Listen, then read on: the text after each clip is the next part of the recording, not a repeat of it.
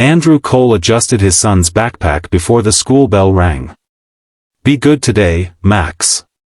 The 8-year-old smiled. "I always am." Andrew laughed.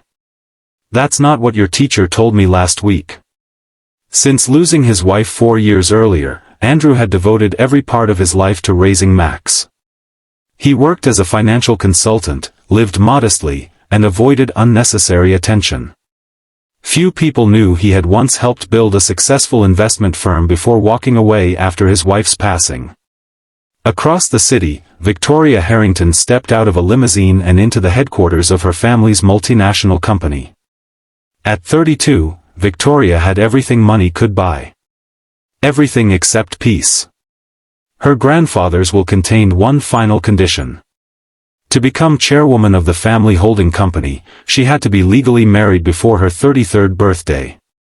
She had exactly 6 months. She refused to marry for appearances. Yet she refused to lose the company her grandfather had built. After dozens of disastrous introductions arranged by lawyers and family friends, Victoria came up with an unusual idea. A temporary marriage. 6 months. No expectations.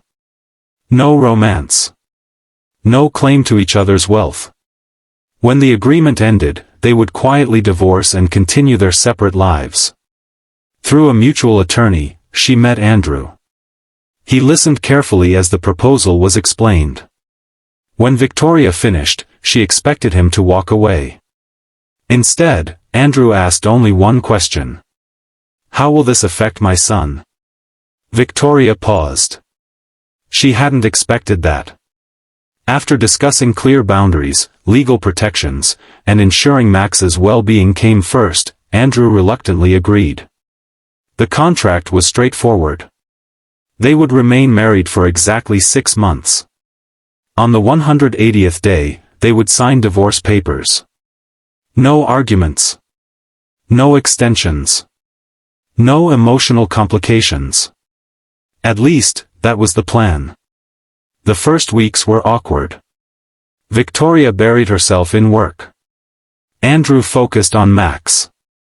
They lived more like respectful roommates than husband and wife. Everything began changing because of Max. One evening, Victoria returned home exhausted after a difficult board meeting. She expected silence. Instead, she found Andrew and Max covered in flour while attempting to bake cookies. The kitchen looked like a disaster. Victoria couldn't help laughing. What happened here? Max proudly held up a misshapen cookie.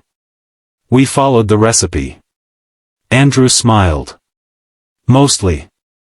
For the first time in months, Victoria forgot about quarterly reports and shareholder meetings. She joined them. Another evening, Max asked Victoria to attend his school play. She almost declined because of an important business dinner.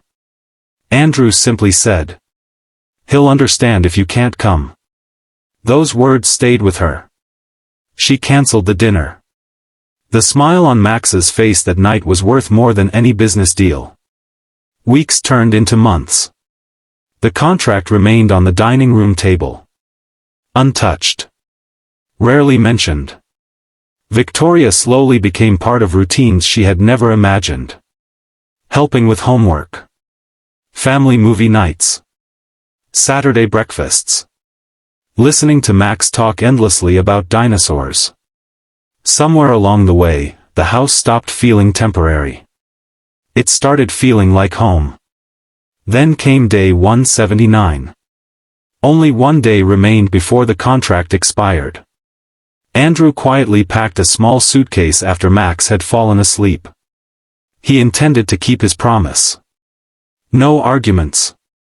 No pressure. A deal was a deal.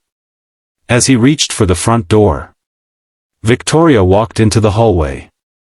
She looked at the suitcase. Then at Andrew. Tears filled her eyes.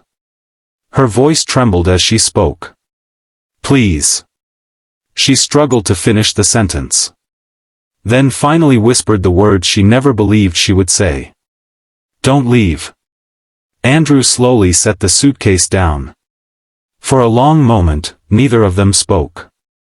The silence felt heavier than any conversation they had ever shared. Victoria wiped away a tear before it could fall.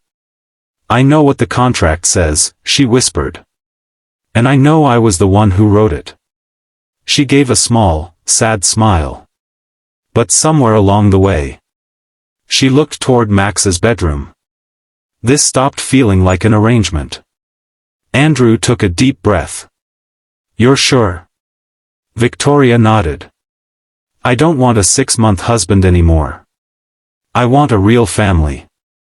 The words hung in the air. Andrew had promised himself he would never pressure Victoria to stay married. He had been preparing to leave because he believed keeping his word was the honorable thing to do. But now, she was asking him to stay. Just then, a sleepy voice came from the hallway. "Dad?" Both of them turned. Max stood there holding his favorite blanket. His eyes moved from the suitcase to Victoria's tear-filled face. "Are you leaving?" Andrew knelt beside his son. The agreement was supposed to end today. Max looked confused. "But this is our home." No one answered. The little boy slowly walked over to Victoria and took her hand. Then he reached for Andrew's. Without saying another word, he placed their hands together. "I think," he said softly, "we're already a family." Victoria couldn't hold back her tears. Andrew smiled as he gently squeezed her hand. "You know," he said, "your son is a pretty good negotiator." Max grinned. "I learned from watching both of you." The next morning, instead of driving to the lawyer's office to sign divorce papers, they all went together. The attorney opened the file. "I've prepared the divorce document."